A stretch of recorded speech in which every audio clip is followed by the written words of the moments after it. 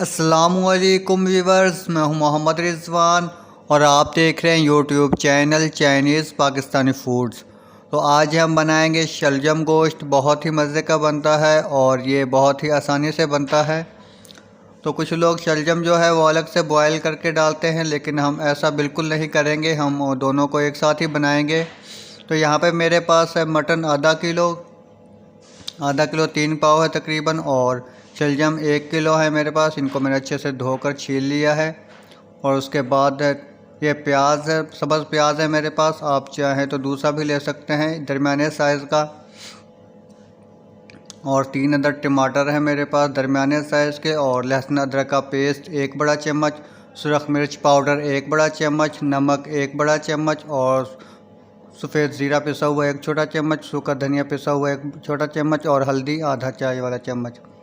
तो यहाँ पे मेरे पास है ऑयल, आधा कप ऑयल है, ऑयल या घी जो भी आप इस्तेमाल करते हों। तो ऑयल डालने के बाद प्रेशर के अंदर मैं इसके अंदर डाल दूँगा प्याज कटे हुए। और प्याज डालने के बाद ये सब्ज़ प्याज हैं, इनको बहुत ज़्यादा ब्राउन करने की ज़रूरत नहीं है। तो इनको जो है हम दरमियाना ही ब्राउन करेंगे, गोल्डन ब्राउन करेंगे। तो 3-4 मिनट के अंदर ये हो जाएंगे। तो इसके बाद हम इसके अंदर डाल देंगे, गोश्त को डाल देंगे। और गोश्त डालने के बाद इसे हम 5 से 6 मिनट के लिए भून लेंगे अच्छी तरह से। तो 5-6 मिनट भूनने के बाद इसके अंदर हम शामिल कर देंगे लहसुन अदरक का पेस्ट।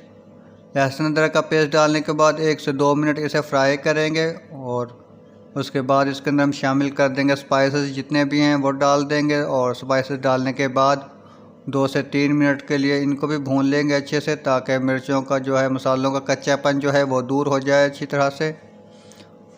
तो स्पाइस भूनने के बाद इसके अंदर हम डाल देंगे 1 कप पानी डाल देंगे, बड़े वाला मग जो होता है, और साथ टमाटर और शलजम भी डाल देंगे। और यहाँ पे दोनों को मिक्स करने के बाद हम जो है प्रेशर लगा देंगे। तो प्रेशर जो है लगाने के बाद ये वेट जब हिलना शुरू हो जाए तो 6 से 8 मिनट तक जो है हमने चलने देना है प्रेशर को। और 6 से 8 मिनट चलने के बाद दरमियानी आंच पे चलने देंगे।